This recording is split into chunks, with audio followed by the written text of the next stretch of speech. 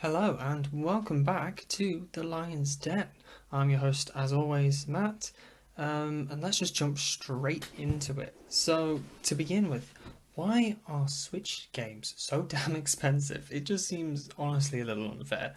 Whenever I'm looking to buy a new game that's either been released or that's been out for a while and I'm only just getting around to it, you always see it listed, say, on Amazon alongside with the Xbox and the PS4 versions, and I just don't understand. The Switch versions are always more expensive, and it's just ridiculous.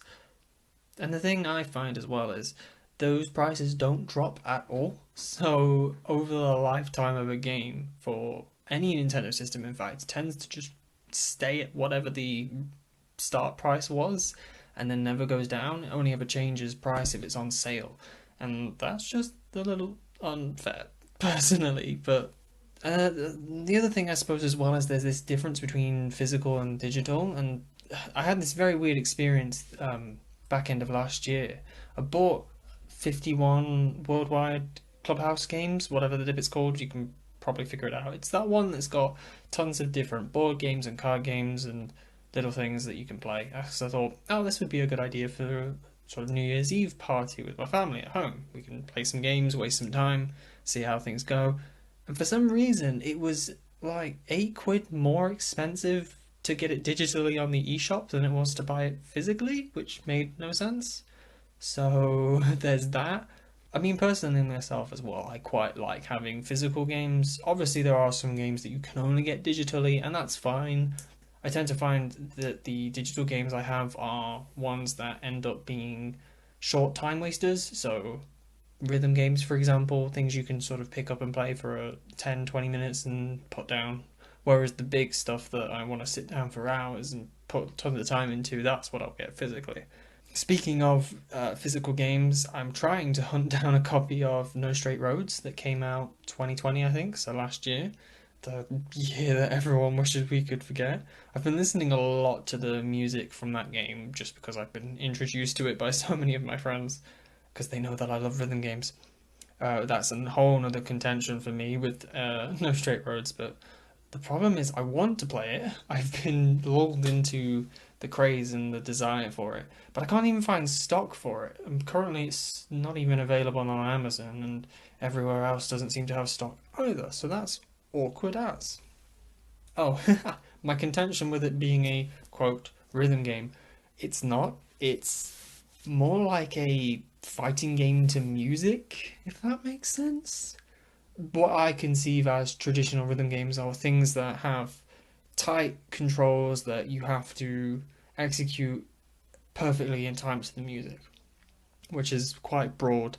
But if you want examples of proper rhythm games, in my opinion, probably going to offend a bunch of people who love No Straight Roads. Proper rhythm games are things like Voise or Osu or Spin Rhythm. Those are sort of what I consider proper rhythm games because they're designed to have tracks that are repeatable, that do the exact same thing every single time, but are timed precisely to the music.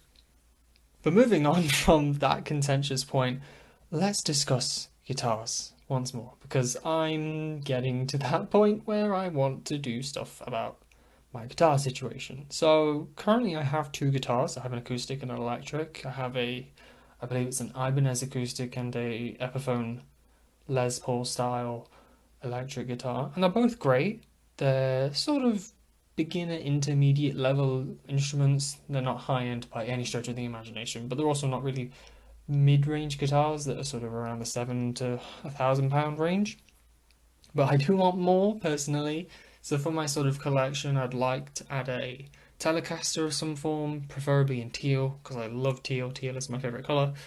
And I'd also like what's called a birthday guitar. So what that means is you procure a guitar that was produced on the day of your birth. So for me, I'd look for the date of my birth in the serial number of whatever guitar I was interested in and purchase that. So for example, let's say you were born on, I don't know, the 5th of March, 1982. You'd find a guitar that was made in 1982 on whatever day the 5th of March is in the year. And that's how Gibson does it specifically. The first five digits of their serial numbers are the year and the day of the year that they were produced. So it will be a number between 0 and 365 for the day, which is quite helpful when you're looking for a birthday guitar because it's easy enough to figure out what day of the year your birth is. Another thing that's quite interesting is I'm now at the point that I want to change the strings on my guitar again.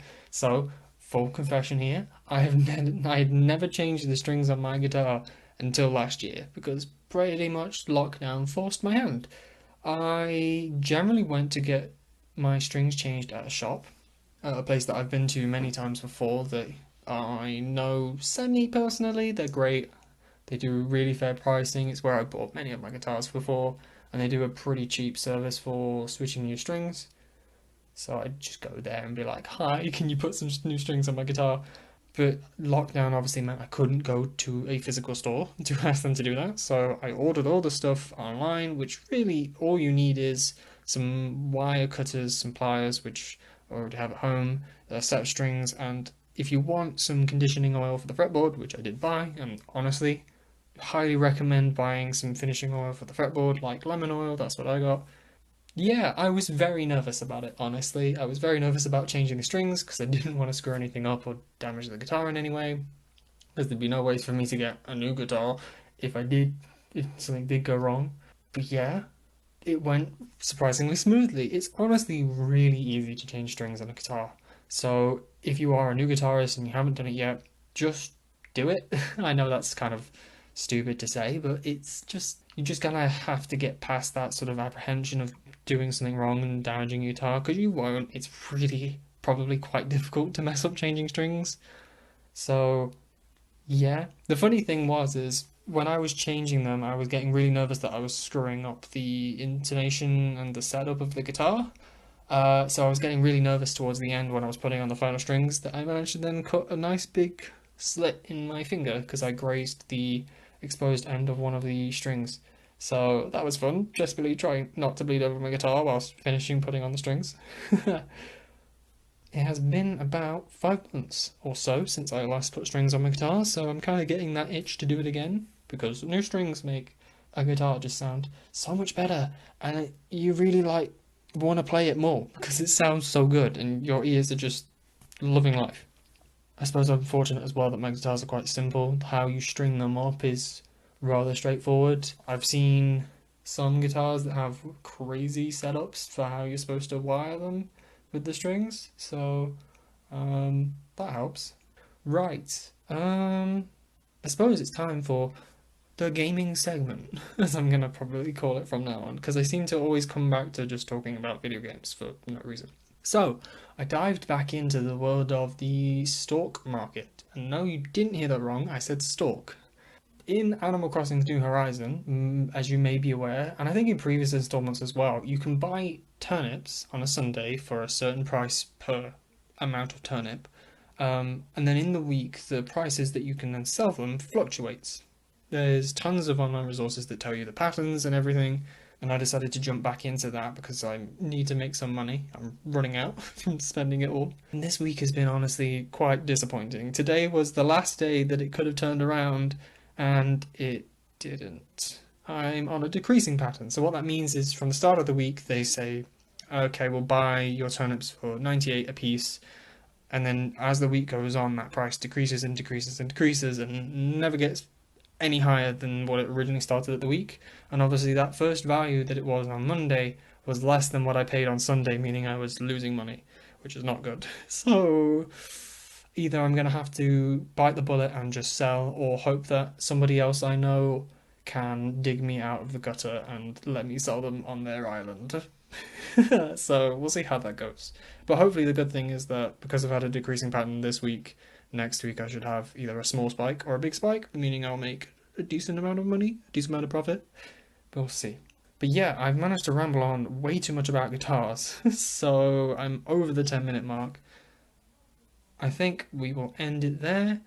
Thank you for listening to my rambling. If you indeed still are listening to my rambling, oh Lord, that was a bit of a rip of Richard Ayoade from Crystal Maze there. Probably shouldn't have done that.